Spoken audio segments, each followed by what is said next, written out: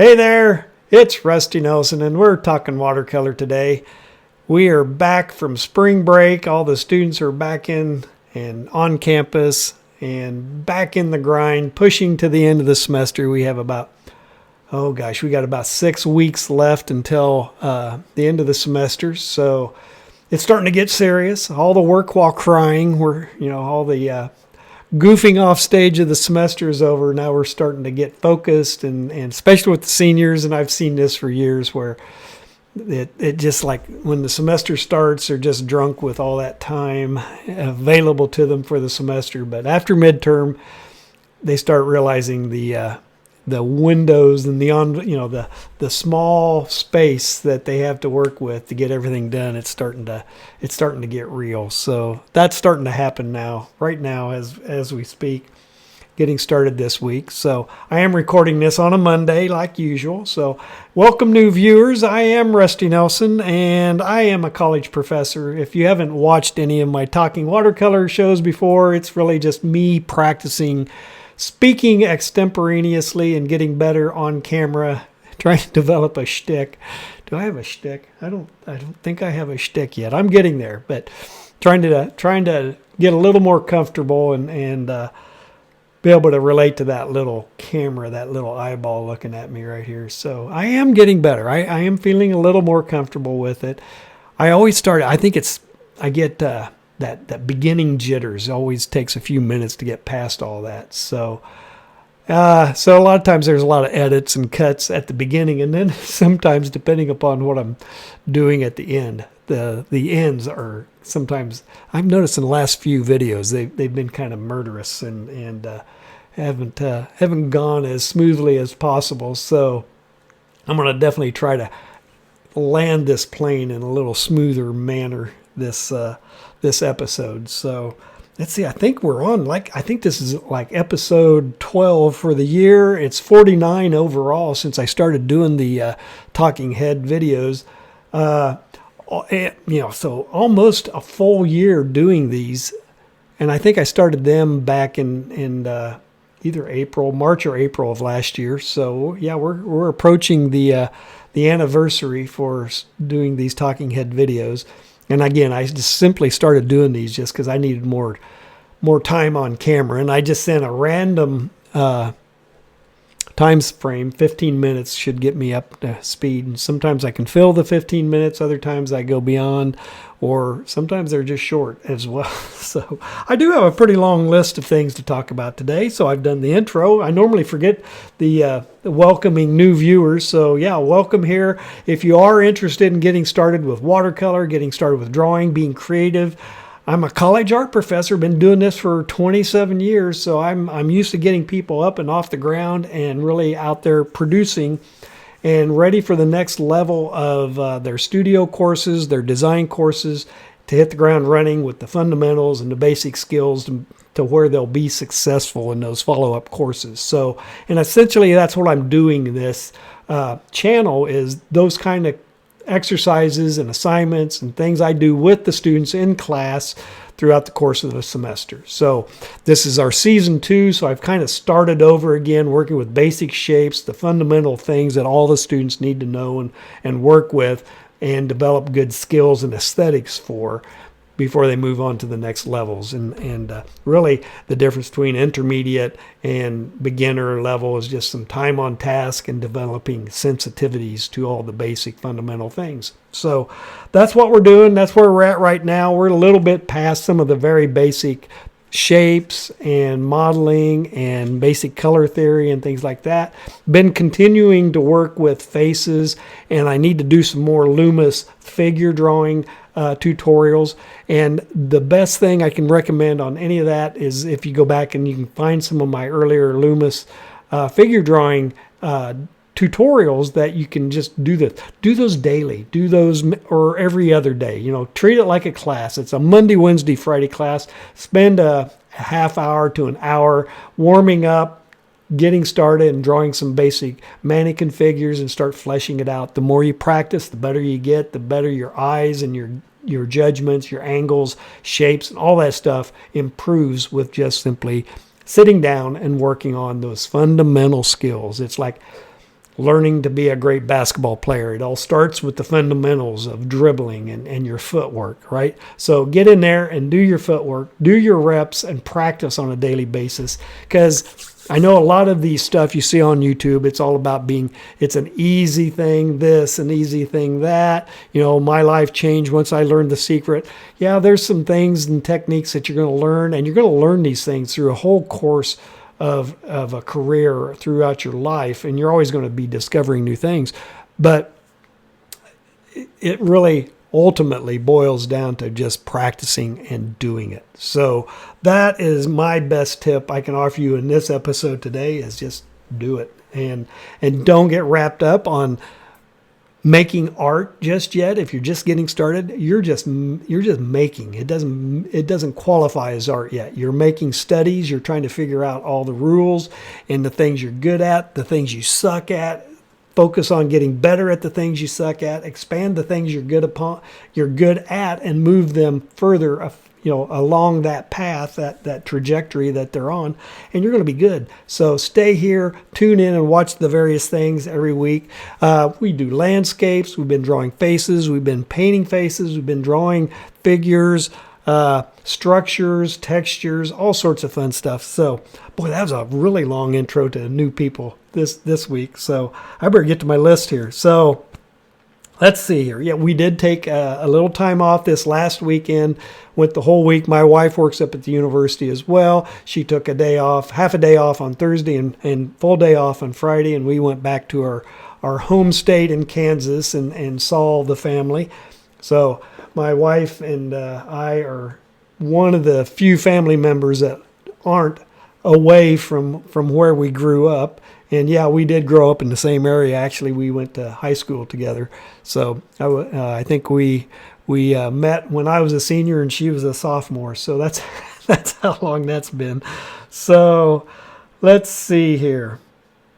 Oh yeah, we had to go back and get things kind of ready. My dad is turning 90 at the end of March, so he's planned himself a polka party. So he wanted to have a polka dance, and he found a band and bringing them down from Nebraska, and he's got it scheduled for early afternoon, mid to late afternoon, I guess it is, from 2 to 5. So he is 90. I don't think he wants to stay up too late. So we're really looking forward to celebrating his 90th birthday party, and he's looking forward to it too. So, what else? I've been making some progress with my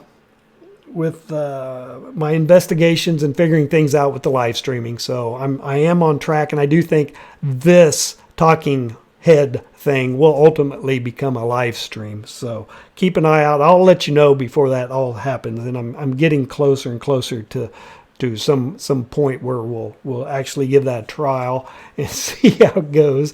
And I think it looks like fun, and I think it can really be something that can evolve into some really cool and fun discussions with people as well, and be it alumni, people I've taught over the years and bringing them in and visit with, or just random people who may stop by the studio when I'm retired and I'm doing this on a more full-time basis. So I'm looking forward to that. That looks like fun. I'm also looking forward to doing more plein air or out on location type videos as well. So as soon as we get back into some region where there's some space and landscapes to go after. You wouldn't think there are in Kansas, but I'm from north central Kansas, so it's not quite as flat as western Kansas.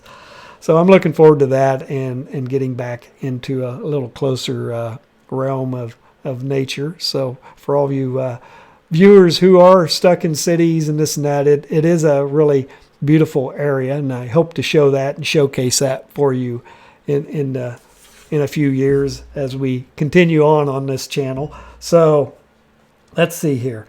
I have, been making some progress. Of course, retiring in just over a year now, not much more than a year.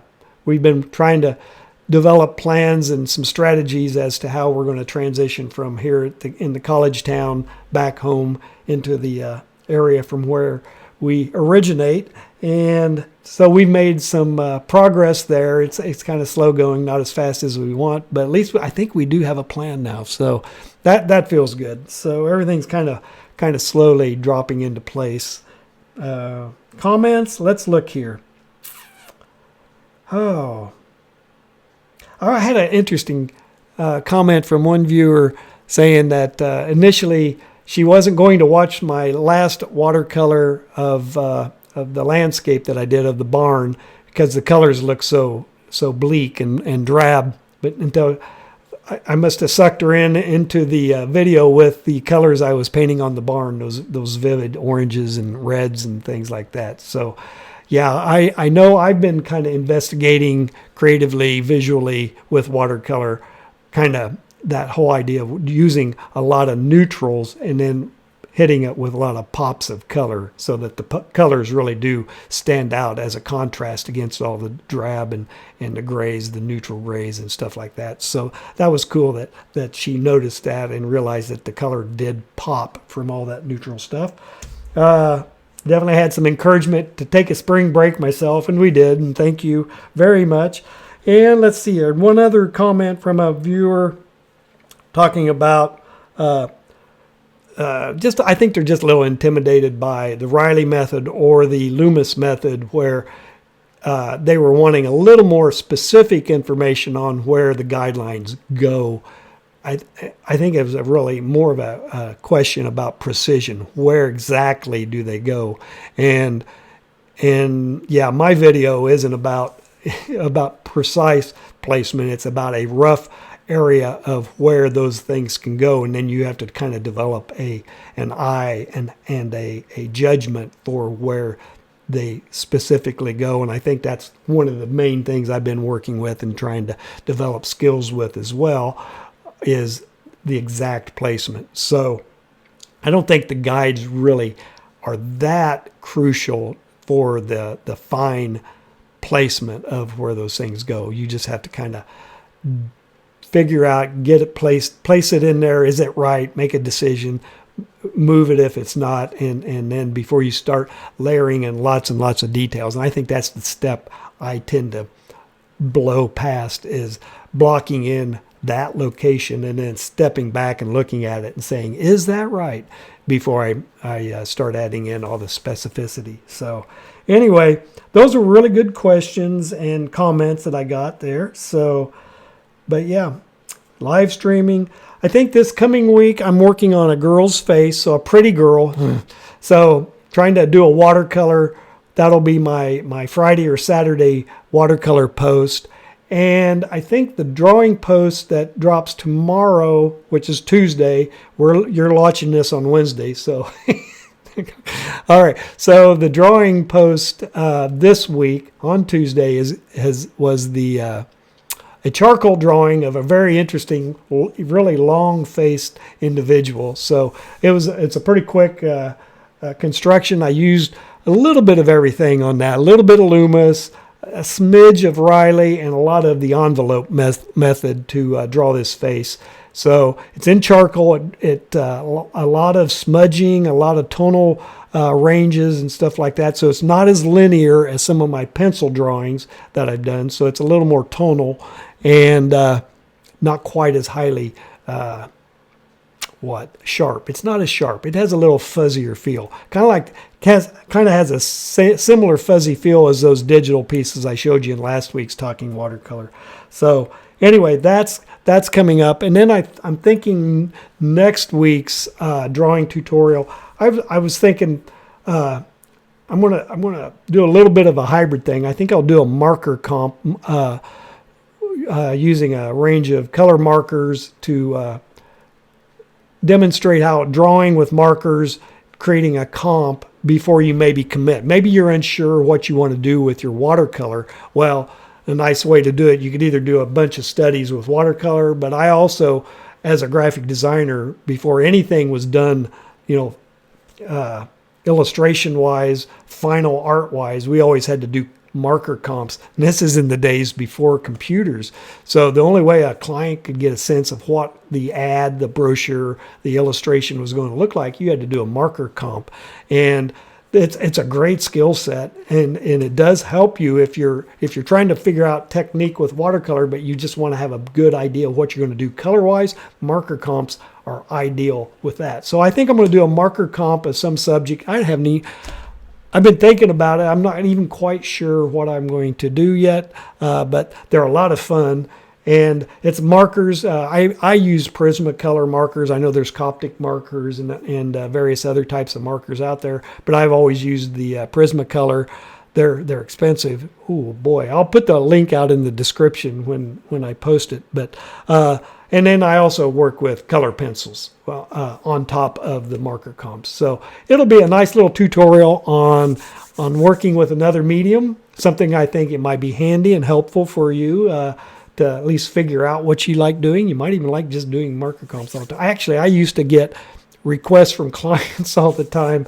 When they'd see the marker comp, they would think that was going to be the thing that I was going to use in the ad. And it's like, oh, no, the illustration will be even better when I do it in gouache or in my watercolor techniques or my color pencil technique that I used to work with. So I think people will enjoy seeing that. So that's what I got planned for next week. And covered all my talking points. I did have a lot of stuff today, and I think I blew right through it. Yeah, I've been yakking on for about 16 minutes right now. So anyway, I'm glad everybody's in watching the episode right now. And if you got any value out of this, please give me a like and a subscribe. Head over to my video description. I got tons of links in there for supplies and tools, downloads from my website for Loomis and Riley and Bridgman. And if you think I'm providing any value for everybody with all the stuff I've done and posted out there already and the things I'm going to do, and you want to support the channel, please go over to my Patreon channel and sign up for a $5 a month membership. Help me out. Keep the lights on, the doors open, and we'll keep it going. So I'll see you next week talking watercolor.